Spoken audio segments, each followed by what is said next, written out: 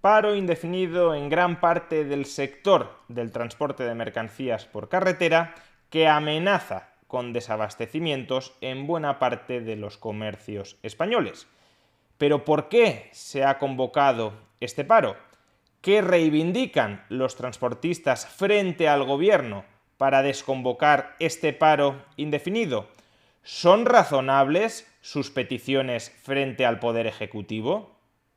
Veámoslo.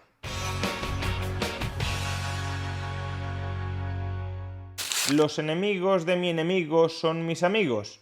Pues por desgracia mucha gente razona así, de manera que termina impulsando a personas, a movimientos o a ideas que no solo perjudican a su enemigo, sino que también la perjudican a ella misma. La última aplicación práctica de este principio la podemos encontrar en el paro que ha convocado la Plataforma para la Defensa del Sector de Transporte de Mercancías por Carretera.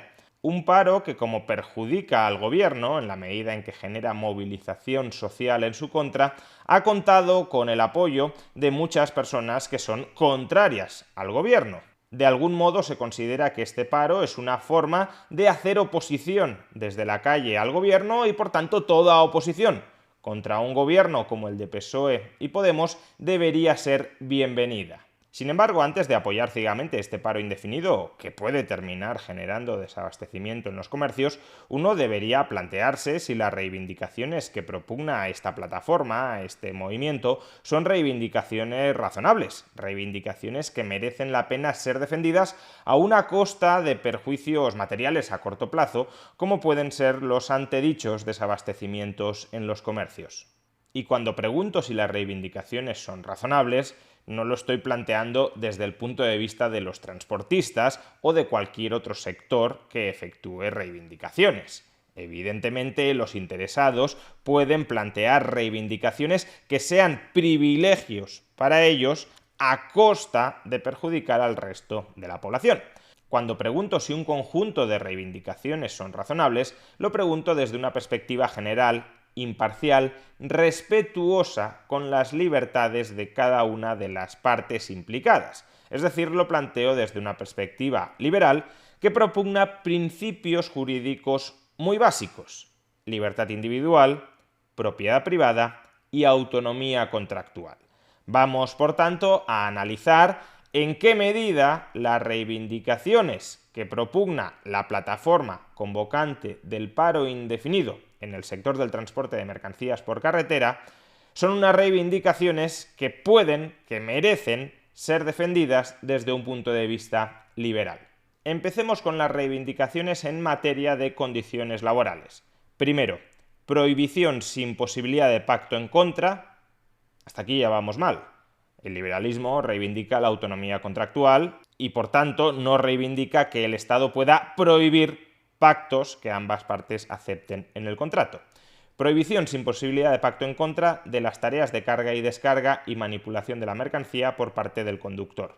Básicamente lo que se quiere prohibir es que una empresa pueda contratar a un transportista para que no solo transporte las mercancías, sino también para que las descargue, haciendo por consiguiente necesario que contrate a otra persona que sea la encargada específicamente de descargar las mercancías, elevando, por tanto, los costes conjuntos del transporte y la distribución de mercancías, costes que terminarían siendo repercutidos contra los consumidores. Segunda reivindicación: jubilación a los 60 años y anticipada a los 58 años de los conductores profesionales. Se sobreentiende, claro, que jubilación anticipada, pero con el 100% de la pensión. Por consiguiente, estamos ante un privilegio en materia de jubilación frente al resto de trabajadores españoles. Tercero, consideración de accidentes y enfermedades laborales durante las jornadas de trabajo. Bueno, es una reivindicación muy general, habría que ver cómo se desgrana en la letra pequeña. Pero también aquí cabe la posibilidad de que se extienda abusivamente lo que entendemos por accidente y enfermedad laboral para terminar beneficiándose de bajas a las que no tienen acceso otros trabajadores españoles. Cuarta reivindicación: no a las 44 toneladas y a los 4,5 metros de altura en los actuales vehículos articulados ante la inseguridad y riesgos para los conductores y demás usuarios de la vía pública. Básicamente se está reivindicando una reducción del tamaño de los camiones, lo cual, por consiguiente, incrementa el coste unitario por mercancía transportada, incremento de costes que terminaría siendo repercutido sobre los consumidores. Quinto, vigilancia por parte del Estado en los polígonos y áreas de servicio principales para la seguridad y correcto descanso de los conductores ante robos a sus camiones y mercancías. Bueno, podría llegar a ser una reivindicación razonable. Los transportistas pagan impuestos, en los impuestos que pagan se incluye la seguridad y, sin embargo, en aquellos momentos en los que necesitan mayor protección, mayor seguridad, no se les está proporcionando. Como digo, podría ser una reivindicación razonable, aunque todo dependerá de su coste. Si el coste de esta medida es gigantesco y muy superior a los impuestos que pagan los transportistas, no sería desde luego una reivindicación razonable. Sexta medida, participación obligatoria del sector para la toma de decisiones consensuadas en cuanto a restricciones a la circulación de camiones por festivos, puentes y temporales. Básicamente lo que reivindican es que haya representantes, que no sabemos muy bien si representan o no, de los transportistas para negociar de tú a tú con el gobierno. Es decir, creación de estamentos intermedios que terminan generando su propia agenda distinta de la agenda de los supuestos representados. Es un modelo que conocemos muy bien cómo funciona en el caso de los sindicatos y de la patronal. Y en séptimo y último lugar, habilitación para los conductores de espacios confortados y adecuadamente dignos en centros de carga y descarga para la entrega y recogida de documentación, esperas durante los periodos de carga y descarga y poder cubrir unas mínimas necesidades de aseo y alimentación. Se trata, por tanto, de obligar a las empresas, incluyendo pequeñas y medianas empresas, a que efectúen una inversión en habilitar áreas de descanso y de confort para los transportistas mientras cargan y descargan. De nuevo, estamos ante una obligación difícilmente justificable desde un punto de vista liberal, pero que además económicamente se traducirá en un incremento de los costes del servicio de transporte que terminará pagando el consumidor. Démonos cuenta, por tanto, de que todas estas reivindicaciones suponen o un aumento del gasto público y, por tanto, de los impuestos que soportan los contribuyentes, o un aumento de las obligaciones empresariales y, por tanto, un incremento de los costes y, por tanto, un incremento de los precios que soportan los consumidores. Vamos ahora con el bloque de reivindicaciones sobre competencia desleal. En primer lugar, limitación de los servicios de transporte dentro del territorio nacional a las empresas con razón social extranjera. Es decir, que los transportistas extranjeros no puedan trabajar dentro de España, o al menos no tanto como lo hacen en estos momentos. Limitando a un servicio mensual con origen y destino dentro del territorio nacional. Vamos, que una empresa extranjera de transporte de mercancías solo puede transportar mercancías si vienen de fuera de España hacia dentro de España. Si esa empresa quiere prestar servicios dentro de España para transportar mercancías entre ciudades españolas, solo podrá hacer un servicio de transporte al mes, exigiendo al transportista presentar ante la autoridad que inspeccione todas las cartas de porte del mes en curso para verificar el cumplimiento de dicha medida. Es decir, además, mucha más inspección administrativa. El resultado de esta medida es reducir todavía más la competencia dentro de este sector para que los transportistas nacionales tengan mayor poder de negociación, tengan mayor poder de mercado, puedan subir precios y, por tanto, puedan incrementar los costes del transporte de mercancías que terminarían repercutiéndose en los consumidores nacionales. En lugar de abaratar el transporte, lo que estamos haciendo es encarecerlo. Y, en segundo lugar, no a la liberalización total del sector. Con esto ya vamos muy mal. Los sectores tienen que estar totalmente liberalizados para garantizar la competencia en su interior. Es decir, para evitar que prevalezcan privilegios corporativos, privilegios gremiales que, al limitar la competencia como proponen en el punto anterior, perjudiquen a los consumidores, parasiten a los consumidores. Además de rescatar medidas que garanticen un acceso y posterior operatividad profesional y proporcionar al sector. Bueno, esto último no está muy bien redactado, proporcionar al sector el qué. Pero bueno, en cualquier caso, se trata de una oposición frontal a la libertad económica en este sector y, por tanto, es algo que desde un punto de vista liberal no resulta en absoluto justificable o defendible. Vamos ahora con el bloque de reivindicaciones en materia de precios.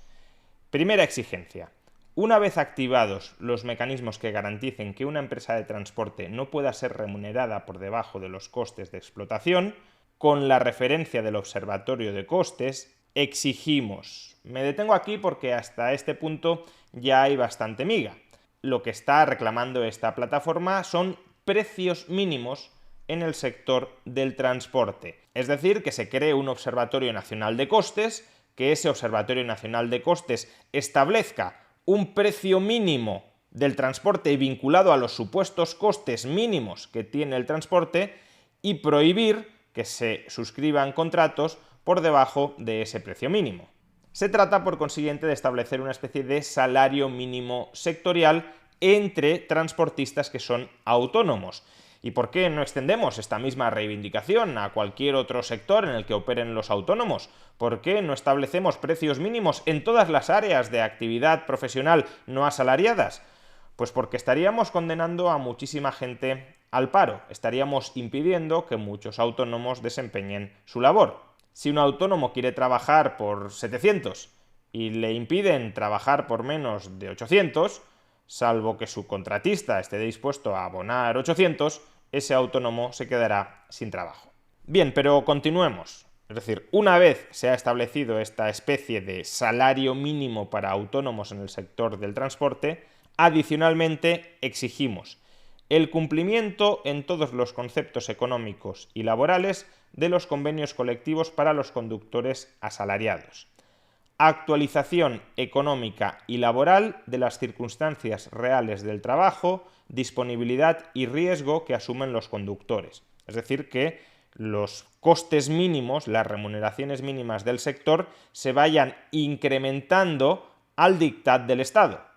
Cuando el Estado diga, creo que el riesgo en el transporte ha aumentado, por tanto tiene que aumentar el precio mínimo, la remuneración mínima de los transportistas. De manera que sean este tipo de plataformas de representantes de los transportistas los que negocien de tú a tú con el gobierno e impongan de manera gremial las condiciones profesionales sobre todos los operadores del sector, incluyendo sobre aquellos que no se quieren someter a estos pactos. Compromiso firme de la Inspección de Trabajo para la comprobación de tales obligaciones con sanciones ejemplares para las empresas incumplidoras. No se te ocurra salirte de lo que hemos negociado entre esta plataforma y el gobierno, porque si te quieres desvincular de la norma que hemos consensuado con el gobierno y que queremos imponer a todos los transportistas, sanción ejemplar. Plataforma lucha por unos precios justos en los portes, pero a la vez por un salario digno para los conductores. De nuevo, por tanto, estamos ante un intento de incrementar los costes del sector del transporte en perjuicio del consumidor. Segunda reivindicación. Inclusión de cláusula de obligado cumplimiento, sin posibilidad de pacto en contra, seguimos por tanto yendo muy mal, en los contratos de transporte y o cartas de porte de la indemnización por paralización a partir de las 2 horas de espera en cargas y descargas, facturándose automáticamente junto al servicio de transporte. Es decir, que si el transportista tiene que esperar más de 2 horas parado para cargar o para descargar, se le tendrá que indemnizar en unas cuantías no que hayan pactado las partes, sino en unas cuantías que vendrían determinadas administrativamente y que se aplicarían de manera automática. De nuevo, como es evidente, si las empresas tienen que indemnizar a los transportistas según unas tablas que la plataforma propone que estén vinculadas al IPREM, por cada hora de paro 37,66 euros, por el primer día de paro 376,6 euros, a partir del segundo día de paro 448,25 euros más un 25% de recargo, a partir de 3 días 448,25 más un 50% de recargo. Todo esto a lo que lógicamente llevará de nuevo es a un encarecimiento del servicio de transporte para las empresas y por tanto mayores precios para los consumidores. Más reivindicaciones en materia de precios. En tercer lugar, pago por ley máximo a 30 días fecha factura sin posibilidad de pacto en contra. Esto, que sería una excepción, porque la mayoría de autónomos no cobran a 30 días y en todo caso pueden pactar pagos a más de 30 días, lo que implicaría es un incremento de los costes financieros para las empresas. Si la empresa tiene sí o sí que pagar a los 30 días, aunque a lo mejor todavía no haya vendido la mercancía que ha sido descargada, que ha sido transportada y descargada, pues tendrá que pedir una línea de crédito al banco para adelantar el pago y esos son más costes financieros que de nuevo se repercutirían al consumidor.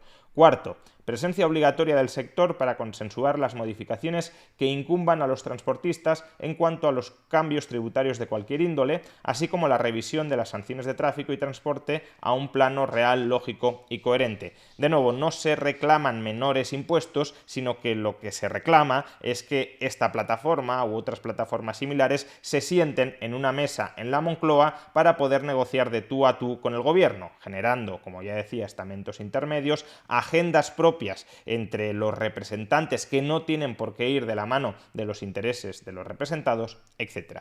Y por último, no al pago por el uso de carreteras. Esta reivindicación, ya la hemos tratado en vídeos anteriores, es razonable siempre y cuando no se bajen otros impuestos que ahora mismo afectan al sector del transporte. Ahora bien, si se bajaran impuestos al sector del transporte, actualmente los vehículos están abonando unos 30.000 millones de euros anuales en impuestos. Si se bajaran parte de esos impuestos, sí sería una medida razonable la introducción de un sistema de peajes, dado que de esa forma se vincula el pago de un servicio que proporciona el Estado a la utilización efectiva que se está haciendo de ese servicio. No pagarían las carreteras quienes no las utilizan, sino aquellos que las utilizan.